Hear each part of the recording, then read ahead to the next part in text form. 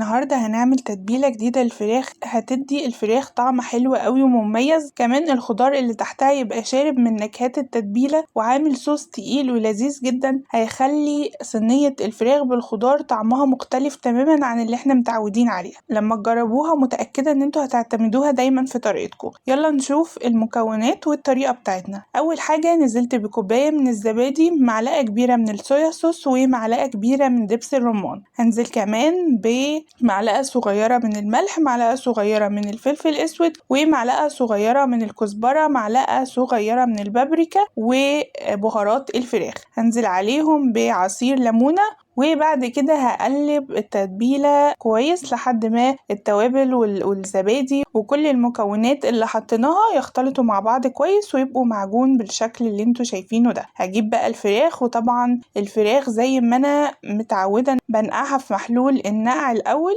اللي هو دقيق وملح وليمون، يعني مش أقل من 3 ساعات، وبعد كده بغسلها وهي ببدأ بقى أعمل التتبيلة بتاعتي. حطيتها في التتبيلة وبدأت إن أنا أدعكها كده كويس واحاول ان انا ادخل التتبيله جوه جلد الشكل ده.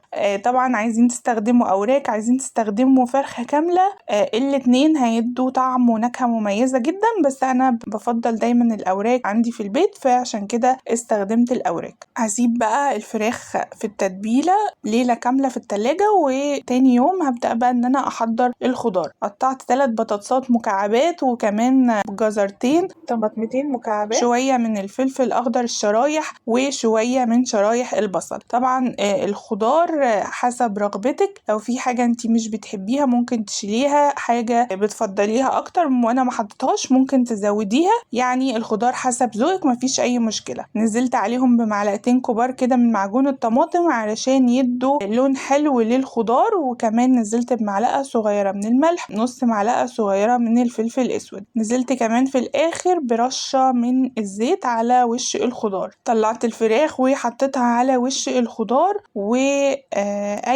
تتبيله زياده هبدا انزل بيها زي ما انتوا شايفين كده. حطيت كمان على وش الفراخ شويه من الزيت علشان يدوا قرمشه ولمعه حلوه لجلد الفراخ. غطيت الفراخ بورق زبده، وحاول ان انا ادخل ورق الزبده جوه الصينيه كويس، وكمان غطيتها بورق فويل. دخلتها على فرن درجه حراره 200، خدت معايا ساعه، ولو حسيتي ان هي ما خدتش وش او اتحمرت من فوق بالشكل ده ممكن تشغلي عليها الشوايه، يعني 2-3 لحد ما تاخد الوش اللي انتوا شايفينه ده. قدمت بقى الفراخ والخضار بتاعي مع شوية رز بالشعرية، شوية الخضار مع الرز بالشعرية يودوا في حتة تانية حرفيا. حابة كمان ان انا اوريكم الفراخ من جوه قد ايه هي دايبة، وطعم التتبيلة حلو جدا، وريحتها كمان في منتهى الجمال. جربوا الطريقة دي ومتأكدة ان هي هتعجبكم. اتمنى يكون فيديو النهاردة عجبكم، ما تنسوش اللايك والشير. كان معاكم إسراء، سلام.